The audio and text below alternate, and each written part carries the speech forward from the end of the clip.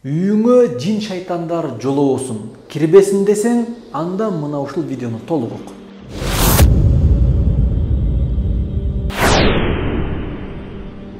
Кайсы бир адам үйүнө киргенде же тамактан алдын бисмиллах деп айтпаса, анда ал үйгө шайтандар кошо кирет жана аны менен бирге тамак жешет.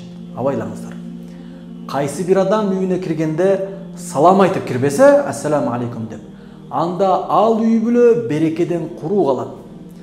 Кайсы бир үйдө эртели кеч музыканын үнү өчпөсө, дайым жаңырып турса, жана адамдарды жеңил ойлуулукка, бузукулукка үндөгөн теле берүүлөр, сериалдар такай көрүлсө, анда жин шайтандарга ал үйдөгү адамдарды азгырууга өтө чоң жол ачылат, жеңил болот.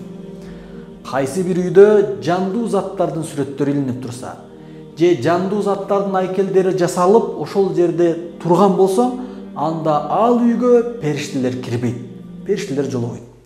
Периштелер жолобогон жайга жин шайтандар толот, көп кирет. Кайсы бир үйдө эркек же аял үй бүлөсүндө динди үйрөтпөсө, аларга тууралыкты, тактыкты көргөзүп туура тарбия бербесе, анда ал үй бүлө динден алыстайт. Ал үйдүн ичи жарык болсо дагы караңгылык каптайт. Ал үйдүн ичи кенен болсо дагы андагы адамдардын жан дүйнөсү тарыйт. Мына ошондуктан урматтуу бир туугандар, эгерде кайсы бир үйдүн абалы мына ушундай болсо, анда жин шайтандар эмне кылат деп ойлойсуз? Алар ал үй бүлөнү бузууга, аял менен күйөөнү, ата-эне менен балдарды уруштурууга, бири-бирине жаман көргөзүүгө аракет кылышат. Жин шайтан кирген үй бүлөдөн ынтымак жана береке качат. Жубайлардын ортосунда бири-бирине болгон сүйүү жана мээрим, урмат кетет. Мунун арты жубайлардын ажырашуусуна же алардын ортосундагы мээримдин, махабаттын өчүүсүнө алып келет. Мына ошондуктан сак болуңуздар, урматтуу бир туугандар. Үйүңүзгө киргенде унутпай бисмиллах деп айтыңыз.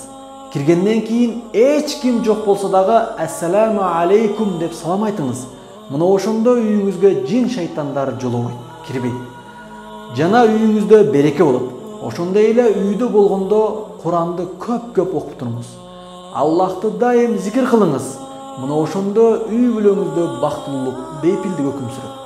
Куран окуй албасаңыз, Куранды дайым угуп жүрүңүз. Мына ошондо шайтандын азгырыгынан алыс болосуз. Баса, үйгө киргенде бисмиллах деп айтып киресиз. Бисмиллахтын мааниси мээримдүү Аллахтын аты менен, Аллахтын аты менен деген. Ал эми ассаламу алейкум деп салам бергендин мааниси Аллахтын тынчтыгы силерге болсун деген.